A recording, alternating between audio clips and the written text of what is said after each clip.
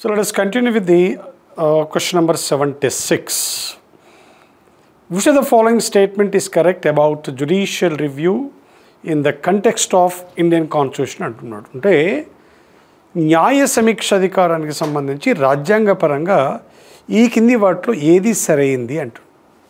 ఇది ఒక విధంగా డైరెక్ట్ క్వశ్చనే, కొద్దిగా అవగాహన ఉంటే చాలు. ఇది కరెక్ట్ అంటున్నాడు. So power of judicial review lies with the supreme court only. Wrong. ఎందుకంటే ఈ న్యాయ సమీక్ష అధికారం అనేది హైకోర్టు కూడా ఉంటుంది. మనందరికీ తెలుసు ఆర్టికల్ 226 ప్రకారం హైకోర్టుకు ఉంటుంది. అలాగే ఇక సుప్రీంకోర్టు అయితే ఆర్టికల్ 13లో ఇద్దరికి, సుప్రీంకోర్టు హైకోర్టు ఇద్దరికి ఉంటుంది. అండ్ మిగతా ఆర్టికల్స్ కూడా చాలా ఉన్నాయి. సో ఆర్టికల్ 32, దెన్ ఆర్టికల్ 131, 136 ఇలా చాలా ఆర్టికల్స్ ఉన్నాయి. కానీ కేవలం సుప్రీంకోర్టుకు మాత్రమే ఉంటుందనేది తప్పు. So factually it is a wrong statement. రెండోది ఏమంటున్నాడు, అమెరికా కంటే భారతదేశంలో న్యాయ సమీక్ష పరిధి పరిమితం. ఇది కరెక్ట్ అండి. The scope of judicial review in India narrower than the US. Yes. America సుప్రీంకోర్టుకున్న యొక్క న్యాయ సమీక్ష అధికారము అపరిమితమైనది. That means American supreme court can review any aspect. But భారతదేశంలో సుప్రీంకోర్టుకు న్యాయ సమీక్ష అధికారులపైన పరిమితులు ఉన్నాయి. రాజ్యాంగపరంగా పరిమితులు ఉన్నాయి. కొన్ని అంశాలను సుప్రీంకోర్టు రివ్యూ చేయలేదు. ముఖ్యంగా పార్లమెంట్లో, శాసనసభలో జరిగే కార్యక్రమాలు సుప్రీంకోర్టుకు పరిధిలోకి రావు. అలాగే మనము ఈ డీలిమిటేషన్ అంటే లోక్సభ, రాష్ట్ర అసెంబ్లీ యొక్క డీలిమిటేషన్ సంబంధించిన అంశాలు, ఆర్టికల్ 74 కరస్పాండింగ్గా ఆర్టికల్ 163, ఇందులో మంత్రిమండలి రాష్ట్రపతికి ఏ సలహా ఇచ్చారు, ఎందుకు ఇచ్చారు, ఆ సలహాను ఎందుకు ఇచ్చారు అని చెప్పేసి మనం న్యాయస్థానంలో ప్రశ్నించడానికి అవకాశం లేదు. కనుక అమెరికా సుప్రీంకోర్టుతో కంపేర్ చేసుకుంటే ఇండియన్ సుప్రీంకోర్టు యొక్క న్యాయ సమీక్ష పరిధినది పరిమితమే. సో ఈ స్టేట్మెంట్ ఈస్ కరెక్ట్. ఇది కరెక్ట్ అవుతుంది. ఇది రెండవది కరెక్ట్ అవుతుంది. రైట్. మూడవది, the constitution of define the term judicial review at the power of the supreme court to examine the actions of the government. No, ఖచ్చితంగా డెఫినేషన్ అని లేదు. జ్యుడిషియల్ రివ్యూ దానికి ఎక్కడ కూడా ఖచ్చితమైన డెఫినేషను ఇవ్వటం లేదు. రైట్. ఆర్టికల్ 13లో ఉంది కానీ అది డెఫినేషన్ కాదు. రైట్. తర్వాత word of judicial review mention in article 134 దాకా రాంగ్. జ్యుడిషియల్ రివ్యూ అనే పదము ఎక్కడ కూడా రాజ్యాంగంలో ప్రస్తావించలేదు, ఎక్కడ లేదు. కనుక ఇక్కడ దీని ప్రకారం ఆన్సర్ ఏమవుతుంది మనకు, 2 is the right answer. 2 is the right answer అవుతుంది అనమాట. So 2 is the right answer. So 76కి ఆన్సర్ మనము 2గా తీసుకోవచ్చు. రైట్.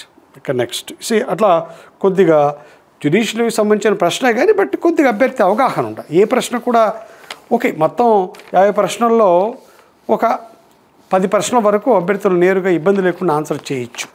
మిగతా ప్రశ్నలన్నీ కూడా అభ్యర్థి కొంత ఆలోచించే ఆన్సర్ చేసే పరిస్థితి ఉంది. Next go to 77 question. Which of the following statements are correct regarding writs issue by the supreme court and high courts. ఇది కూడా సుప్రీంకోర్టు హైకోర్టు సంబంధించినదే. The writ of habeas corpus can be issued against the public authority only. లేదు, habeas corpus రిట్ను private వ్యక్తులకు వ్యతిరేకంగా కూడా ఇవ్వచ్చు. సో క్లియర్గా పుస్తకంలో దీనికి సంబంధించి చాలా డైరెక్ట్ ప్రశ్న ఇచ్చాడు, ఇవ్వచ్చు. సో అది రాంగ్. తర్వాత the writ of mandamus cannot be issued against the private individuals. ఇది కరెక్ట్. రిట్ ఆఫ్ మ్యాండమస్ను ప్రైవేట్ వ్యక్తులకు, రాష్ట్రపతికి, గవర్నర్కు, ప్రైవేట్ వ్యక్తులకు వ్యతిరేకంగా జారీ చెయ్యరు.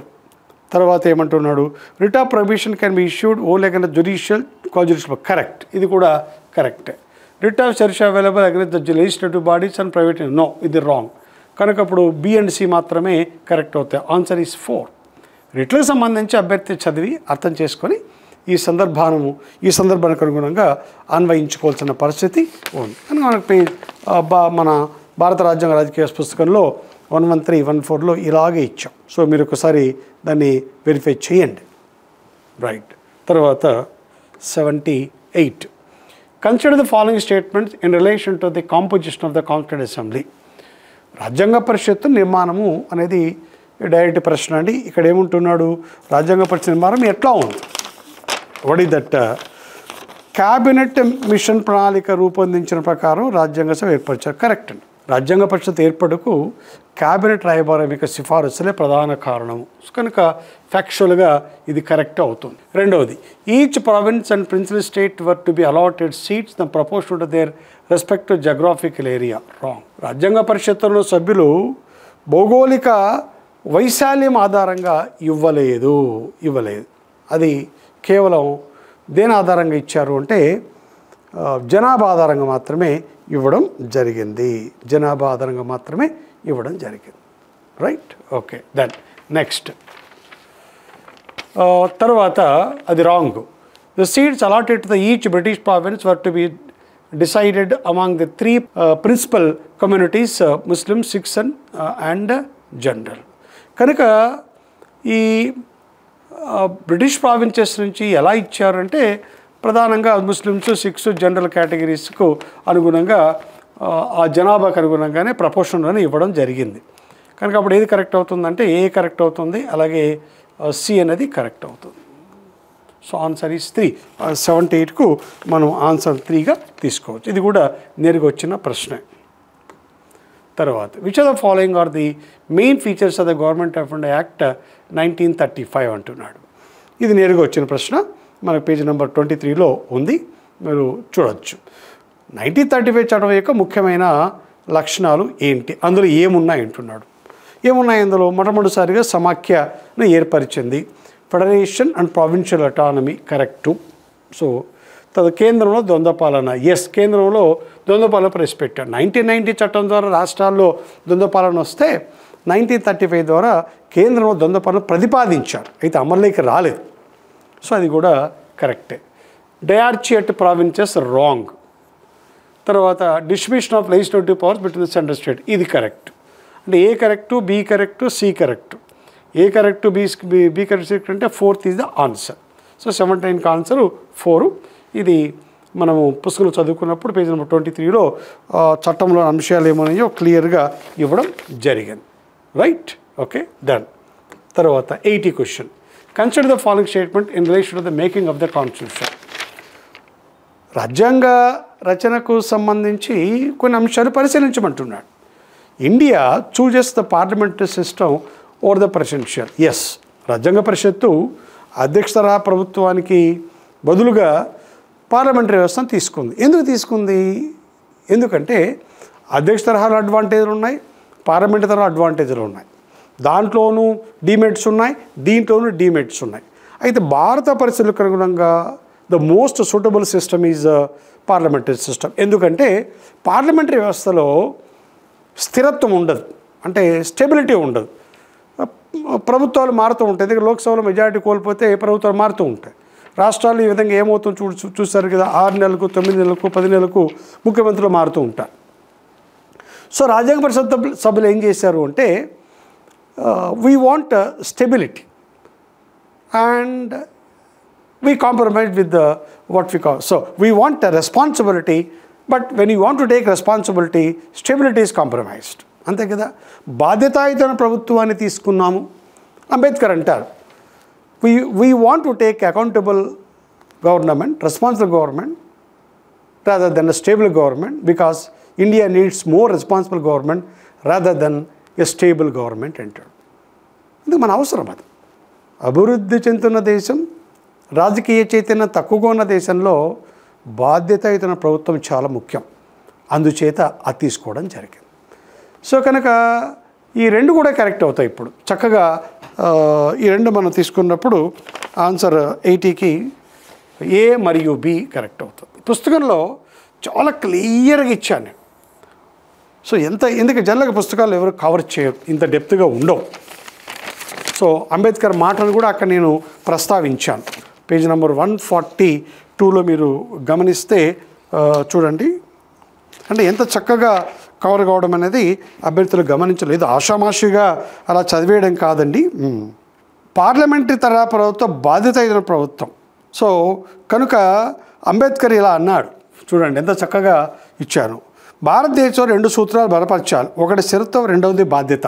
ఈ 2 అంశాలు సమాన స్థాయిలో పొందడం ఏ వ్యవస్థలోనూ సాధ్యం కాదు. You can't have the stability and accountability in the same government. అధ్యక్షతర స్థిరత్వం ఉంటుంది కానీ బాధ్యత తక్కువగా ఉంటుంది. పార్లమెంటరీ వ్యవస్థలో బాధ్యత ఉంటుంది కానీ రాజకీయ స్థిరత్వం ఉండదు. అయితే భారత పరిస్థితుల్లో స్థిరత్వం కన్నా బాధ్యతకే ప్రాధాన్యత ఇచ్చి పార్లమెంటరీ వ్యవస్థను ఎంపిక చేయడం జరిగింది. ఈ అంబేద్కర్ కొటేషన్ ఏ పుస్తకంలో లేదు. ఇండియాలో ఏ పుస్తకంలో కూడా ఈ విధంగా కవరేజు లేదు. సో ఈ యొక్క అంశాన్ని డైరెక్ట్గా ప్రశ్నగా మార్చారు. కనుక అభ్యర్థులు గమనించాల్సింది ఏంటి, పదే ఎందుకు చెప్తున్నాను అంటే, నేను ఈ విధంగా డెప్త్గా లోతుగా ప్రశ్నలు వచ్చినప్పుడు ఇలాంటి స్టాండర్డ్ పుస్తకాలు చదివినప్పుడే మీకు న్యాయం జరుగుతుంది.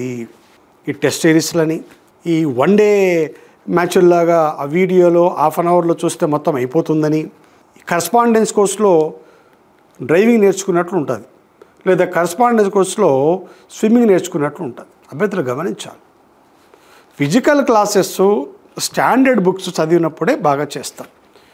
ఇక అనివార్య పరిస్థితుల్లో ఫిజికల్ క్లాసెస్ రాలేము, ఆఫ్లైన్ క్లాసెస్కి రాలేము, అలాంటి కొద్ది మందికి ఒక ప్రత్యామ్నాయంగా మాత్రమే ఆన్లైన్ కోచింగ్ ఉపయోగపడుతుంది తప్ప పూర్తిగా దానిపైన ఆధారపడితే ఇలాంటి ప్రశ్నలకు ఆన్సర్ చెయ్యలేరు.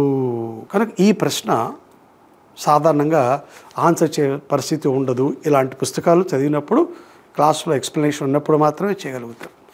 ఇలాంటి 10 ప్రశ్నలే కదండి మీకు ఉద్యోగం రావడానికి రాకపోవడానికి కారణం. సో ఈ పరీక్షతో అభ్యర్థుల్లో ఒక రకమైన నిర్లిప్తత వచ్చేసింది. ఎంత చదివినా, ఎంత కోచింగ్ తీసుకున్నా, ఎన్ని టెస్టులు రాసినా కూడా అందులో 10% కూడా కవరేజ్ లేదు అని ఈరోజు వాపోతున్నారు. అది మీ తప్పే. ఎందుకంటే ముందు టెస్ట్ సిరీస్ ఎంచుకునే ముందు ఎవరు తయారు చేస్తున్న టెస్ట్ సిరీస్, వాళ్ళ స్తోమత ఏంటి, వాళ్ళ అర్హతలు ఏంటి, ఎక్స్పీరియన్స్ ఏంటి చూడాలి. కనీస సబ్జెక్ట్లో 20 సంవత్సరాలు పీజీ చేసిన తర్వాత అదే సబ్జెక్ట్ 20 సంవత్సరాలు అనుభవం లేకపోతే ఇలాంటి పోటీ పరీక్షలకు శిక్షణ ఇవ్వలేరు. బీటెక్ చేసిన వాళ్ళు, ఎంకామ్ చేసిన వాళ్ళు, ఎంఎస్సీ చేసిన వాళ్ళు, పాలిటీలు అని చెప్పినప్పుడు ఇలాగే ఉంటుంది. కానీ నష్టపోయేది మీరే. కనుక అభ్యర్థులు జాగ్రత్తగా అంశాన్ని మీరు గుర్తుంచుకొని మళ్ళీ ఈ తప్పులు రిపీట్ చేయొద్దు. అందుకే ఇలాంటి మళ్ళీ అవకాశాలు రావు. రైట్. సో ఆ విధంగా డెప్త్గా ఈ ప్రశ్న అనేది ఇవ్వడం జరిగింది. మన పుస్తకంలో తప్ప ఎక్కడ కూడా ఇలాంటి అంశాలు మనకు కనిపించవు. రైట్. సో తరువాత next 81 which are the following are the true about writ of mandamus అంటుంది. మళ్ళీ వచ్చింది. Applicable to only the case of violation of fundamental rights. Right. It is applicable against the government itself and against the inferior courts and other judicial bodies. Correct. It is also directed the government official not to enforce the law which is unconstitutional. It is correct. It is also enforce the performance of the statutory duty in case of a officer refuses to do. Mandamus గురించి 2 సార్లు పక్కపక్కన 2 క్వశ్చన్లు వచ్చాయి. Mandamus ఎందుకు ఇస్తారు? ఏదైనా ప్రభుత్వ అధికారి తన విద్యుక్త విధిని చేయనప్పుడు చేయమని, ఒక అధికారి తన పరిధిని దాటుతూ ఉంటే ఆ పరిధిని మించకుండా ఉండమని, అంటే పని చేయమని ఇస్తుంది, పని చేయకూడదని కూడా ఇస్తుంది. కనుక ఇది ప్రాథమికంగా ఉల్లంఘించడం మాత్రమే వస్తుంది, మిగతా సందర్భాల్లో రాదు. ఇవి అంశాలు. అంటే మాండమకు సంబంధించిన సమగ్రమైన సమాచారం చదివి ఉంటేనే ఇలాంటి ప్రశ్నలకు మనము ఆన్సరు చేయగలుగుతాం. కనుక 81 క్వశ్చన్కి ఆన్సర్ ఏమవుతుందంటే అన్నీ కరెక్ట్. ఇక్కడ ఇచ్చిన అన్ని అంశాలు కూడా correct. What we call C correct, D correct, అన్నీ కరెక్ట్. కానీ అన్నీ ఏమి కరెక్ట్ అంటే ఈ మనకు 81లో ఆన్సర్ 1 అనేది అవుతుంది. తర్వాత 82 arrange the following cases related to the basic structure of the doctrine of the constitution of India. ఈ మౌలిక నిర్మాణ సిద్ధాంతం అనేది సుప్రీంకోర్టు మొట్టమొదటిసారిగా 1973లో కేశవానంద భారతి కేసులో మొట్టమొదటిసారిగా ప్రతిపాదించడం జరిగింది. అంతకుముందు కూడా మౌలిక నిర్మాణానికి సంబంధించిన అంశాలు వచ్చాయి, కానీ సిద్ధాంతాన్ని ప్రతిపాదించలేదు. ఉలకన కేసులో కూడా ఉంది, మౌలిక నిర్మాణపైన చర్చ వచ్చింది. అలాగే మినర్వా మిల్స్ కేసు జనరల్గా నా కేశవానంద భారతి కేసు 1973లో వచ్చింది. మినర్వా మిల్స్ కేసు 1980లో వచ్చింది. గోలక్ కేసు 1967లో వచ్చింది. చంపకం దొరై రాజన్న కేసు ఆ తర్వాత వచ్చింది. వీటిని ఏమంటున్నాడు? క్రొనాలజికల్ ఆర్డర్లో అరేంజ్ చేయమంటున్నాడు. క్రొనాలజికల్ ఆర్డర్లో అరేంజ్ చేయమంటున్నాడు. కనుక క్రొనాలజికల్ ఆర్డర్ తీసుకున్నాడు. ఫస్ట్ ఏమొస్తుంది మనకు? ఫస్ట్ ఏమొస్తుందంటే చంపకం దొరైరాజన్ కేసు. ఇది చంపక దొరైరాజన్ 1951లో ఈ రిజర్వేషన్కి సంబంధించి ఈ మెడ్రాస్ ప్రభుత్వం మెడికల్ ఇంజనీరింగ్ కాలేజెస్లో అక్కడ కులపరంగా మతపరంగా రిజర్వేషన్లు పెడితే దాన్ని కొట్టేస్తుంది సుప్రీంకోర్టు. చంపకం దొరైరాజన్ రివ్యూ చేస్తూ అక్కడ స్టార్ట్ అయింది 51లో. తర్వాత 67 అంటే డిఏ. తర్వాత మనకు ఏమొచ్చింది కేశవానంద భారతి కేసు 97. తర్వాత మినరల్ కేసు అంటే ఏమవుతుంది ఆన్సర్ ఈస్ డిఏ సిబి ఉంది. అంటే 82లో డిఏ సిబి అంటే 3. సో 3లో ఉంది. Answer is 3. ఇట్లా ఈజీనే క్వశ్చన్ కానీ క్రొనాలజికల్ ఆర్డర్లో గుర్తుపెట్టుకొని ఉండాలి. అండ్ అందరికి గుర్తుంటాయి ఎందుకంటే చాలా ఇంపార్టెంట్ కేసెస్ కదా. బేసిక్గానే ఇయర్ కూడా మనం గుర్తుపెట్టుకోవడం జరుగుతుంది. సో మనకు ఎగ్జామ్ మన బుక్లో 456లో ఈ బేసిక్ స్ట్రక్చర్కి సంబంధించి చర్చ చేసినప్పుడు ఈ కేసులన్నీ కూడా ఆర్డర్లో ఇచ్చాను మీకు. అదే that is the beauty of this book 455 కదా అని ఆర్డర్లో ఇచ్చాను. సో మీకు కేశవానంద 1973 అలాగే మినరల్ మిల్స్ కేసు ఇవన్నీ కూడా చక్కగా వివరించడం జరిగింది. రైట్ 83. నెక్స్ట్ 83కి వెళ్దాం. Match the following. ఇది డైరెక్ట్ ప్రశ్న అండి. రాజ్యాంగ పరిషత్తులో వివిధ కమిటీలకు ఎవరో అధ్యక్షులుగా ఉన్నారనే దానిపైన డైరెక్ట్గా ఇచ్చిన ప్రశ్న కనుక గుర్తుపెట్టుకొని ఇక్కడ రాయడమే తరువాయి. సో ఇలాంటి ప్రశ్నలు చేయగలుగుతారు. బట్ ఒక 3-4 సార్లు కనీసం పాలిటీని రివిజన్ చేసి ఉంటేనే అది కూడా సాధ్యమవుతుంది. 83 ఆన్సర్ ఈస్ మనం 4గా తీసుకోవచ్చు. ఎట్లా చూద్దాం. ప్రాథమిక హక్కుల సలహా కమిటీకి ఎవరు వల్లభాయ్ పటేల్ అంటే A2. తర్వాత కేంద్ర రాజ్యాంగ కమిటీకి ఎవరు జవహర్లాల్ నెహ్రూ B1. తర్వాత స్థాయి సంఘానికి ఎవరు సో స్టీరింగ్ కమిటీకి ఎవరైనా యాక్చువల్ స్థాయి కాదు ఇది. స్టీరింగ్ అంటే స్థాయి కాదు, సమన్వయ కమిటీ అంటాం. స్టీరింగ్ అంటే నడపడం. సో కొద్దిగా ట్రాన్స్లేషన్ తప్పు ఉంది. సో దానికి ఎవరు దెన్ రాజేంద్ర ప్రసాద్. రచన డ్రాఫ్టింగ్ కమిటీకి అందరికీ తెలుసు మనకు డాక్టర్ బిఆర్ అంబేద్కర్. తర్వాత హౌస్ కమిటీకి పట్టాభి సీతారామయ్య. సో ఈ కాంబినేషన్ ఎక్కడుందో మనం తీసుకుంటే 83 ఆన్సర్ ఈజ్ 1లో వస్తుంది. So A2 B1 C4 right C4 next D3 obviously D3 రచన డ్రాఫ్టింగ్ కమిటీకి బిఆర్ అంబేద్కర్ కరెక్ట్. సో ఇవన్నీ కూడా 1లో ఆన్సర్ వస్తుంది. ఇది డైరెక్ట్ వచ్చిన ప్రశ్న అండి. ఆన్సర్ రాసేయచ్చు. 84 consider the following statements. Article 17 of the Constitution of India related to the abolition of untouchability. Right? Simple question. Answer galugutaru. In case of violation of Article 7 by private individual, action can be initiated against him. Yes. Article 17 ఉల్లంఘిస్తే action తీసుకుంటారు. అయితే article 17 ఉల్లంఘిస్తే action తీసుకుంటారు. దానికి సంబంధించి parliament కూడా చట్టం చేయాలి. ఎందుకంటే ఆర్టికల్ 17 అనేది నాన్ సెల్ఫ్ ఎగ్జిక్యూటరీ, స్వయంగా అమలులోకి రాలేదు. అమల్లోకి వచ్చేందుకు 1955లో parliament abolition of untouchability act చేసేసింది ఆల్రెడీ. కానీ ఎవరైనా ఆర్టికల్ 17 ఉల్లంఘిస్తే డెఫినెట్గా అది నేరమే, చర్య తీసుకుంటారు. కనుక రెండు కూడా కరెక్ట్. మనకు పేజ్ నెంబర్ 94లో వివరణ చాలా నీట్గా ఇచ్చాను నేను. So answer is A and B. Both A and B అనేది కరెక్ట్ అవుతుంది. A అనేది కరెక్ట్ అవుతుంది. రైట్. ఇది ఒక రకంగా చేయగలగచ్చు. అంటే అంత అభ్యర్థులకు అలా అషమాషిగా చదివి ఉంటే చేయలేరు, కానీ కొద్దిగా అవగాహనతో చదివి ఉంటే ఈజీగా ఆన్సరు చేయొచ్చు. సో 94లో కదా అస్పృశ్యత. ఈ అస్పృశ్యత నిషేధిస్తుంది. దీనికోసం 1955లో చట్టాన్ని తీశారు. ఎవరైనా ఈ యొక్క దాన్ని ఉల్లంఘిస్తే 2 సంవత్సరాల వరకు జైలు శిక్ష, అలాగే ఎన్నికల్లో పోటీ చేయకుండా కూడా నిషేధిస్తారు. క్లియర్గా ఇచ్చారు. That's all. ఆన్సర్ చేయగలుగుతారు కదా. Right. Next, arrange the following fundamental rights in order of the correct sequence as the appear in the constitution. ఇదేం లేదు, ప్రాథమిక హక్కులు ఇచ్చి ఆర్టికల్స్ రూపంలో అరేంజ్ చేయమన్నాడు. రాయగలగచ్చు, దీనికి ఏమీ ప్రత్యేకంగా తర్ఫీదక్కర్లేదు. రైట్ టు కంట్రోల్ రెమెడీస్ ఎక్కడ ఉంది? ఆర్టికల్ 32లో ఉంది. Right to freedom of religion ఎక్కడ ఉంది? ఆర్టికల్ 25 to 28లో ఉంది. రైట్ టు ఫ్రీడమ్ ఎక్కడ ఉంది? ఆర్టికల్ 19 to 22లో ఉంది. రైట్ ఈక్వాలిటీ ఎక్కడ ఉంది? ఆర్టికల్ 14 to 18 వరకు ఉంది.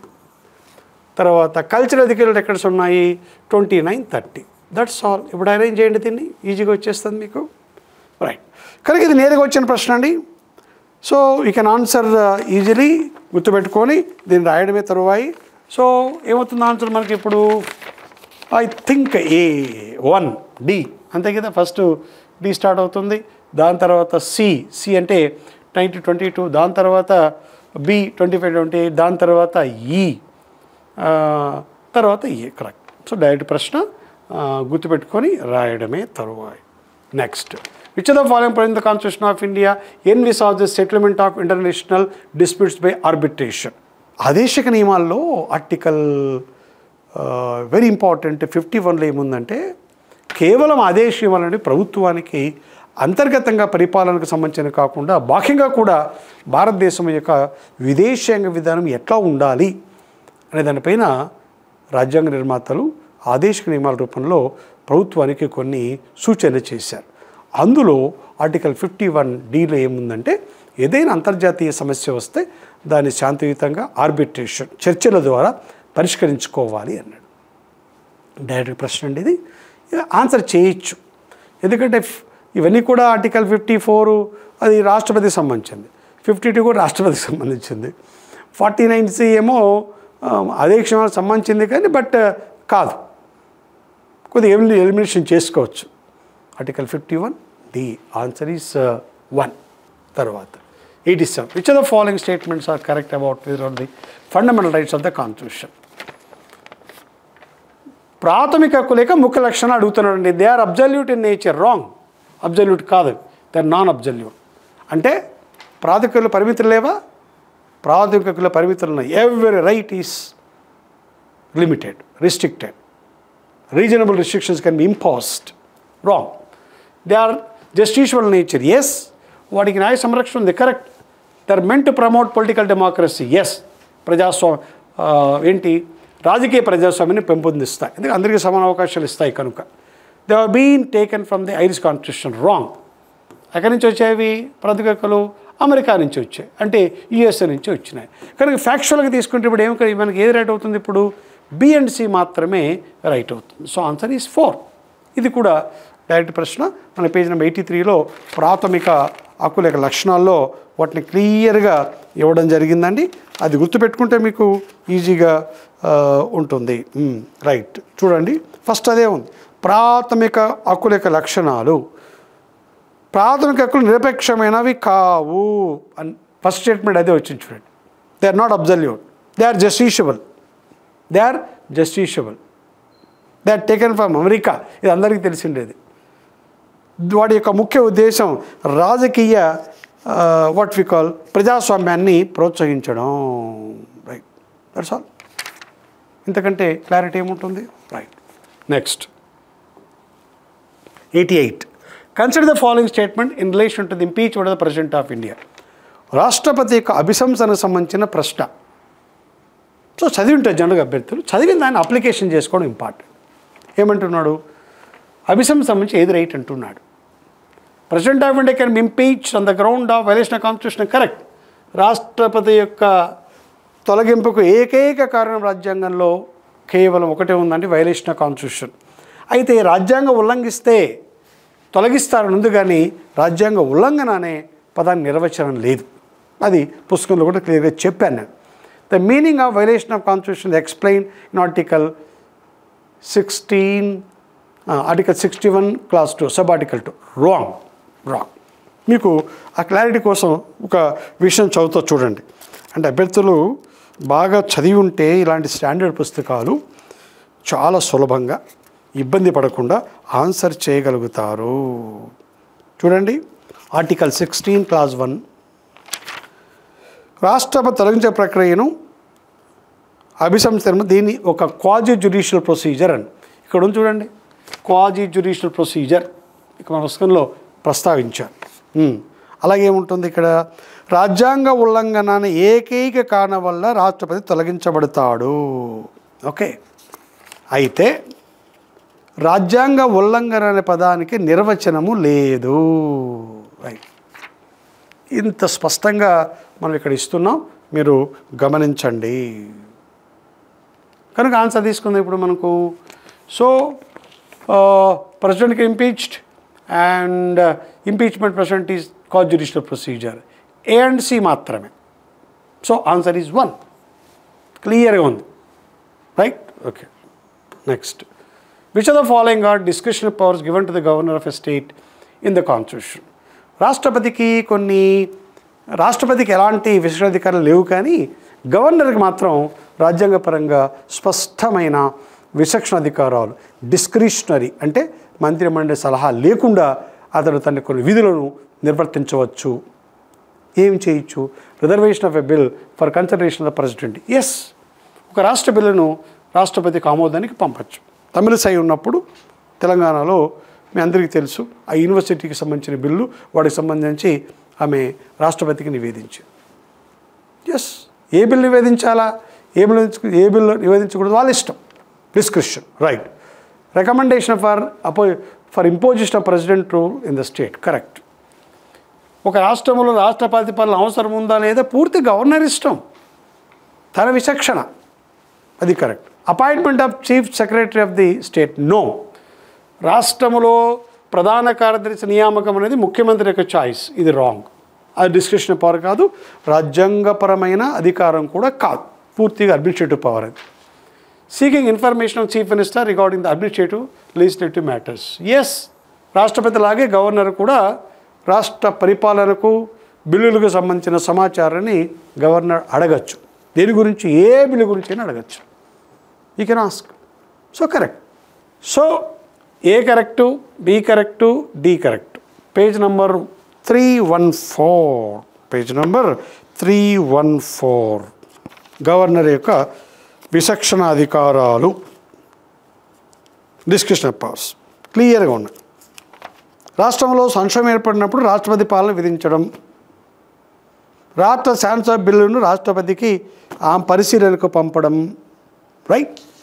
క్లియర్గా ఇక్కడ విషయాధికారులకు సంబంధించి ప్రస్తావించడం జరిగింది, right? So answer is 89. Answer is మనము ఏం పెట్టుకోవచ్చు ఇక్కడ?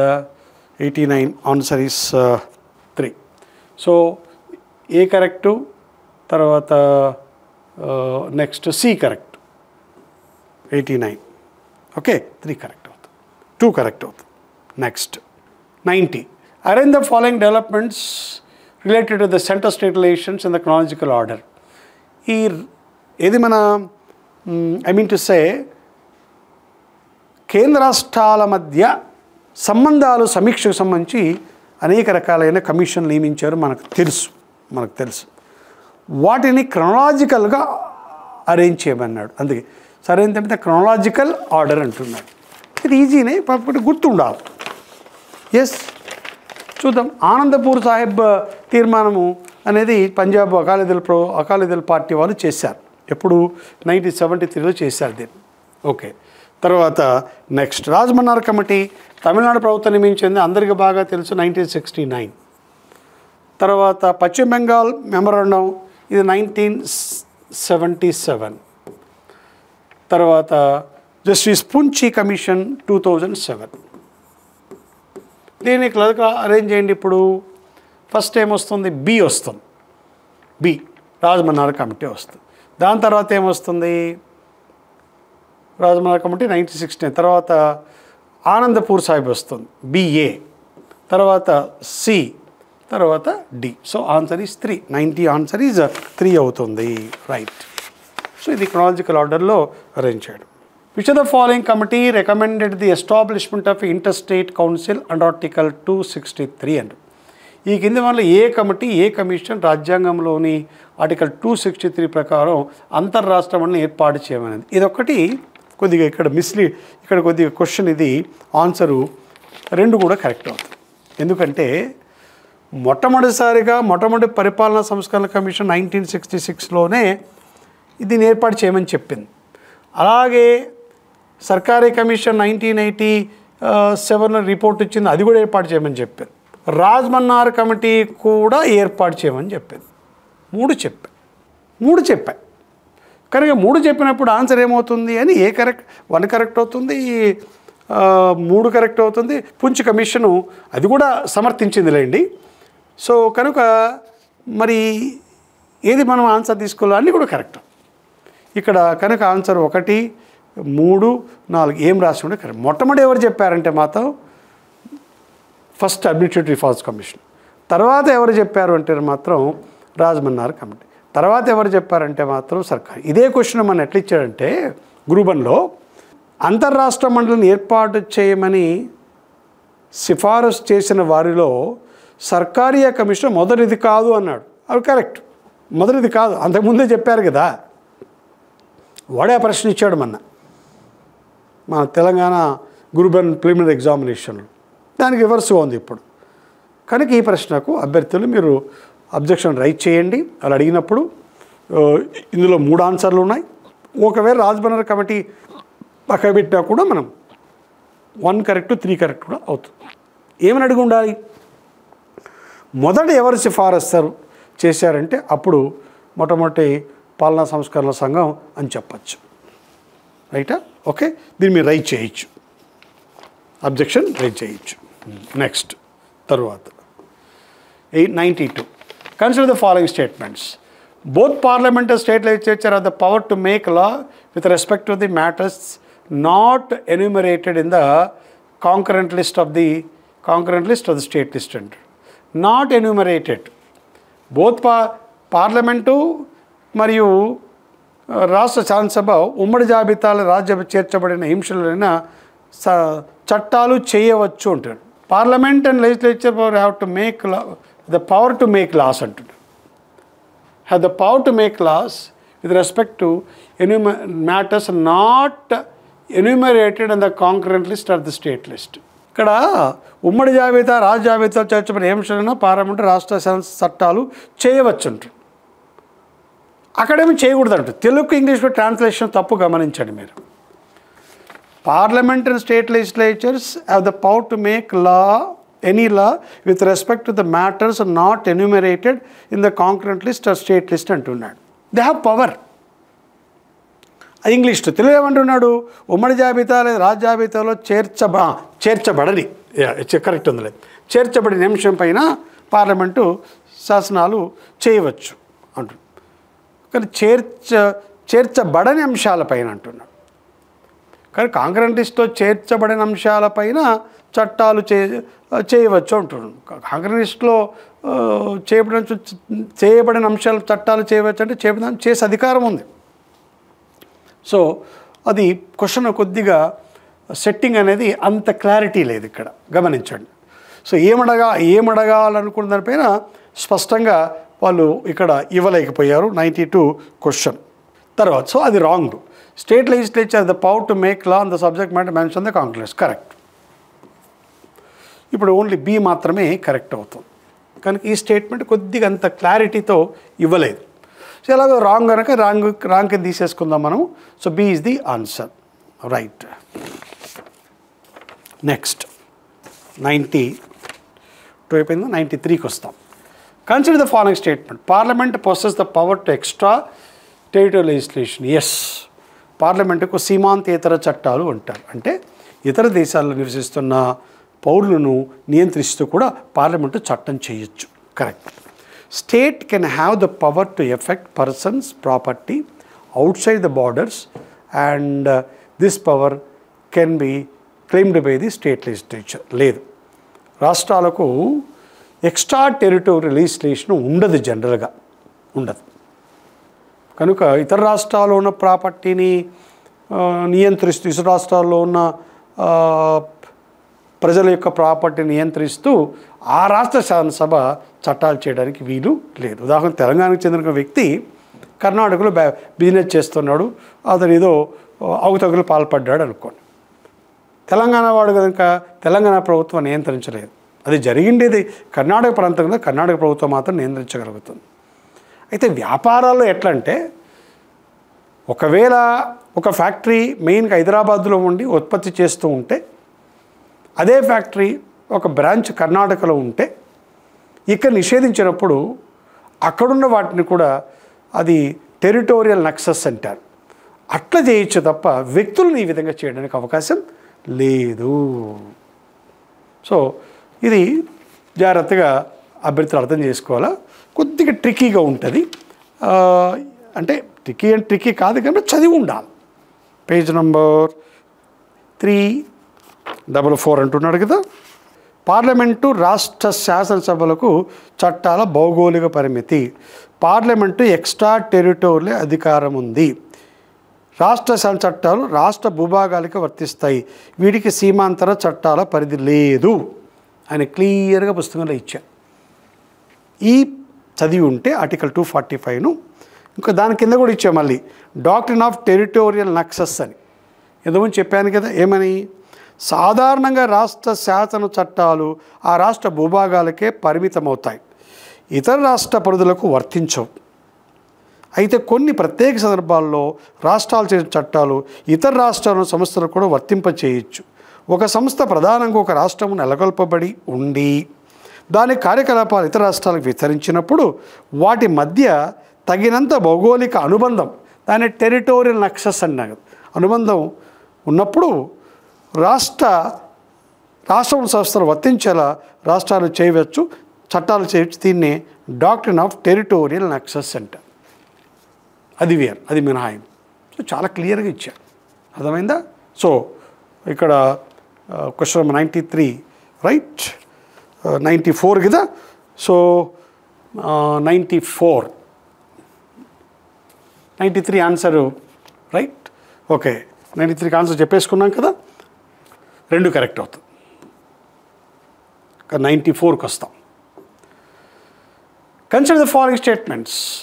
The Union of India cannot be said to be result of any compact or agreement between the states and which can be broken.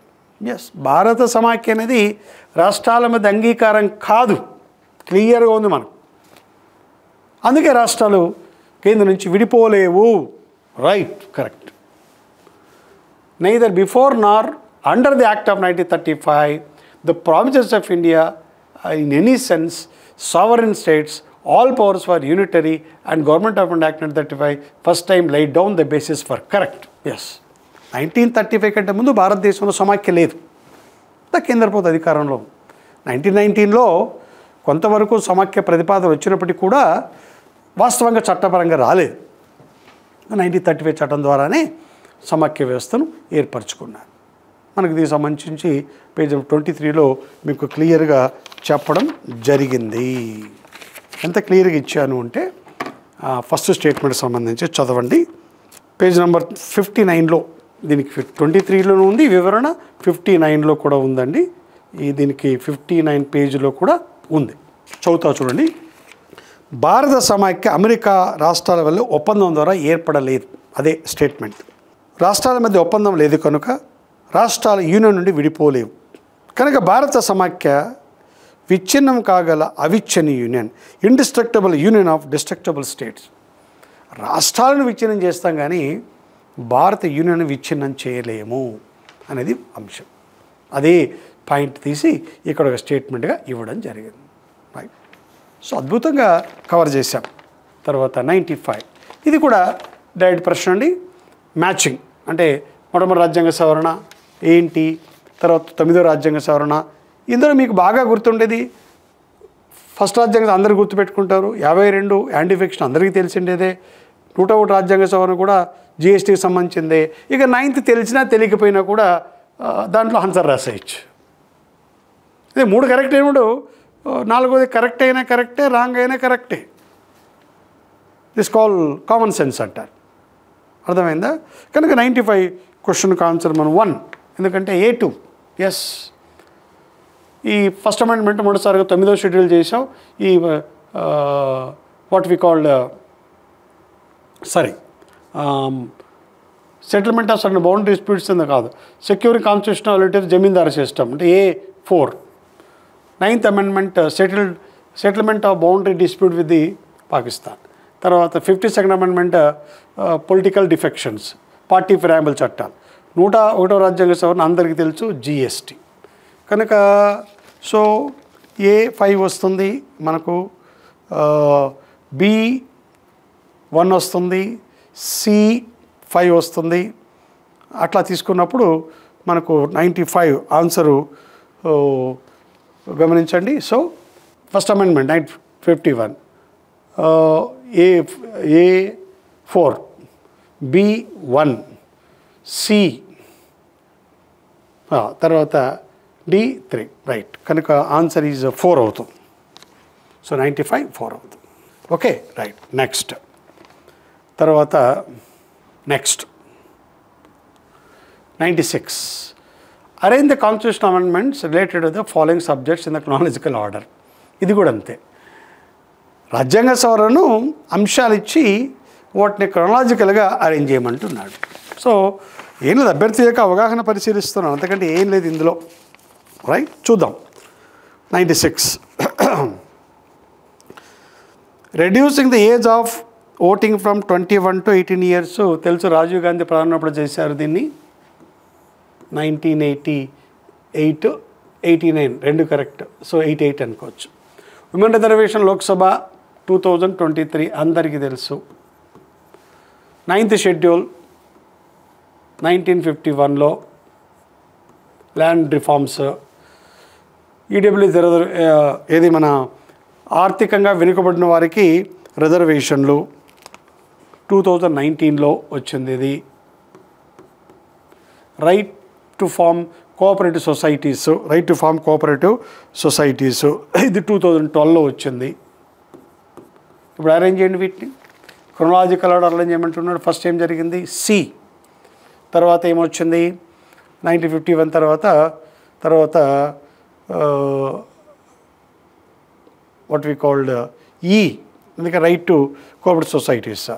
తర్వాత నెక్స్ట్ 2019 అంటే సి, తర్వాత next 1988 కదా, 88. So 96 ఇవన్నీ కూడా మనము అరేంజ్ చేస్తే ఆర్డర్లో ఇట్ కమ్స్ అరౌండ్ 96 ఆన్సర్ 3. ఇక్కడ గమనించండి. So first 9th schedule 1951 correct. తర్వాత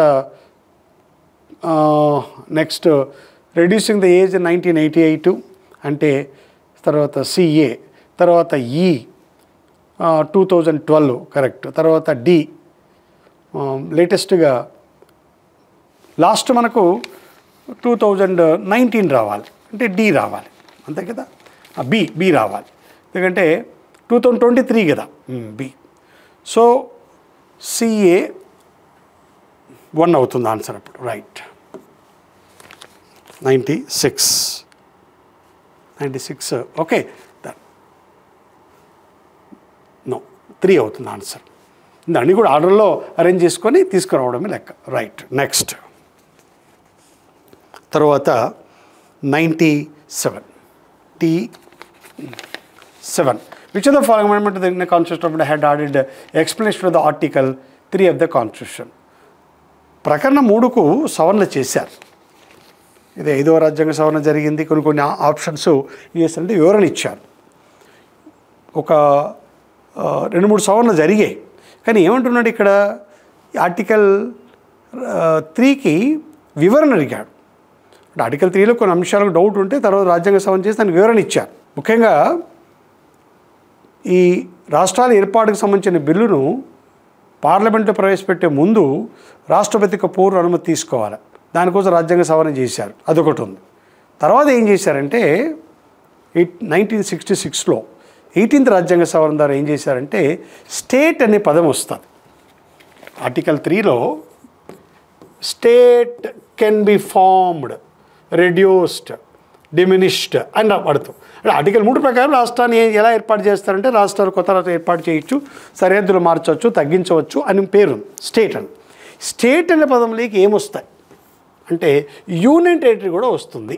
స్టేట్ అంటే ఈ ఆర్టికల్ 3 ప్రకారం యూనియన్ టెరిటరీ కూడా వస్తుంది అని 18th రాజ్యాంగ సవరణ ద్వారా 1966లో వివరణ ఇచ్చారు. అర్థమైందా? కనుక వివరణ ఎప్పుడు ఇచ్చారన్నాడు కనుక 18వ రాజ్యాంగ సవరణ ద్వారా దీనికి వివరణ ఇవ్వడం జరిగింది. అయితే కేంద్రపాలిత ప్రాంతముకి ఒకవేళ శాసనసభ ఉన్నప్పటికీ కూడా ఆ కేంద్రపాలిత ప్రాంతాన్ని పేరు మార్చడం ఏదైనా చేయాలనుకున్నప్పుడు పార్లమెంటే ఒక చట్టం చేస్తాం. అప్పుడు ఆ కేంద్రపాలిత ప్రాంతం శాసనసభ యొక్క అంగీకారం తీసుకోవాల్సిన అవసరం లేదు. ఉదాహరణకు ఇప్పుడు ఢిల్లీని మనం పేరు మార్చామనుకో, పార్లమెంట్ చట్టం చేయొచ్చు. కానీ ఢిల్లీ శాసనసభ యొక్క పేరు యొక్క అనుమతి అవసరం లేదు, లేదా వారి యొక్క అభిప్రాయం అవసరం లేదు. అదే రాష్ట్రాల యొక్క పేర్లు మార్చాలన్నా, సరిహద్దులు మార్చాలన్నా ఆ రాష్ట్ర శాసనసభ యొక్క అనుమతి తీసుకోవాలి. ఇది వివరణ. కనుక ఈ ఆర్టికల్ 3కు వివరణ ఎప్పుడు ఇచ్చారు అంటే 18వ రాజ్యాంగ సవరణ ద్వారా ఇవ్వడం జరిగింది. ఇది కొద్దిగా లోతైన ప్రశ్న. పేజ్ నెంబర్ మనకు 717లో మొత్తం రాజ్యాంగ సవరణలు లిస్ట్ ఇచ్చాను కదా లాస్ట్ చివరిలో, అందులో క్లియర్గా ఇచ్చాను. వివరణ యాడ్ చేశారని చెప్పేసి క్లియర్గా ఇచ్చాను. బట్ చదివి గుర్తుపెట్టుకోవడం కష్టం. అదొక్కటే అభ్యర్థులు చేయాల్సిన పని. Right, next. కనుక ఆన్సర్ ఈస్ 1. తర్వాత 98. Identify from the following items which require ratification by the state legislature for constitutional amendment. 368 ప్రకారం పార్లమెంటు రాజ్యాంగాన్ని సవరిస్తుంది 3 పద్ధతుల్లో. అయితే 3వ పద్ధతి ఏంటంటే పార్లమెంటు ప్రత్యేక మెజారిటీతో పాటుగా సగం రాష్ట్రాల యొక్క ఆమోదం కావాలి. ఈ సగం రాష్ట్రాల యొక్క ఆమోదం ఏ ఆర్టికల్స్ కావాలి అనేది అడిగాడు. Clear, very clear. ఆర్టికల్ 55 రాష్ట్రపతి ఎన్నికకి సంబంధించి కంపల్సరీగా రాష్ట్రాలు ఆమోదించాలి. ఆల్రెడీ చేశారు కూడా, మీకు చెప్పడం కూడా జరిగింది. 1982లో రాష్ట్రపతిని ఎన్నుకున్న నియోజకవర్గంలో ఈ కేంద్రపాలిత ప్రాంత ఎమ్మెల్యేలు ఉండేవారు కాదు, వాళ్ళని యాడ్ చేశారు. దానికి రాష్ట్రాలకు ఆమోదం తీసుకున్నారు. Chapter 1 of the part 9. Part 9లో ఏముంది? కేంద్ర రాష్ట్రాల మధ్య శాసన సంబంధాలు ఉన్నాయి. 7వ షెడ్యూల్ ఉంది. అది మార్చాలని కూడా రాష్ట్రాలకు ఆమోదం ఉండాలి. Chapter 4 of part 5. పార్ట్ 5 దేనికి సంబంధించింది? కేంద్ర ప్రభుత్వానికి సంబంధించింది. పార్ట్ 4లో ఏముంది? సుప్రీంకోర్టుకు సంబంధించింది. కనుక ఇది అవసరం. సుప్రీంకోర్టు యొక్క సంబంధించి మార్చాలంటే మనం అప్పుడు ఉదాహరణకు ఎన్జాక్ అని వచ్చింది 99వ రాజ్యాంగ సవరణ ఉంది. దానికోసం రాష్ట్రాలకు ఆమోదం తీసుకున్నాం, అది ఉండాలి. తర్వాత any list in the 7th schedule, correct. ఇవి అన్నిటి కూడా రాష్ట్రాల యొక్క ఆమోదం ఉండాలి. అది అన్నిటి కూడా రాష్ట్రాల యొక్క ఆమోదం ఉండాలి. So answer is 1. మీకు పేజ్ నెంబర్ 453లో క్లియర్గా ఇచ్చారు చూడండి. ప్రత్యేక మెజారిటీ రాష్ట్రాల యొక్క ఆమోదం కోసం ఆర్టికల్ 55 ఇచ్చాను చూడండి. 7వ షెడ్యూల్లో ప్రస్తావించిన అంశాలు. తర్వాత సుప్రీంకోర్టు పార్ట్ 5 చూడండి, పార్ట్ 5. హైకోర్టు పార్ట్ 6 సంబంధించిన ప్రకరణలు అని ఇచ్చారు. ఇవన్నీ క్లియర్గా ఉన్నాయి కదా. Right, next 99. Constitution 73rd amendment 1910 not applicable to each of the following states. 73 రాజ్యాంగ సవరణ కొన్ని రాష్ట్రాలకు వర్తించదు. ఏంటి ఆ రాష్ట్రాలు అన్నాడు. ఏ రాష్ట్రాలకు వర్తించదు? సో నాగాలాండ్కి వర్తించదు, మేఘాలయకు వర్తించదు. అర్థమైందా? సో నాగాలాండ్కు మేఘాలయకు వర్తించదు. మీద అన్ని కూడా వర్తిస్తుంది. అరుణాచల్ ప్రదేశ్, సిక్కిం కూడా వర్తిస్తుంది. సో ఆన్సర్ ఈస్ ఏ మరియు సి. రైట్ ప్రశ్న అది.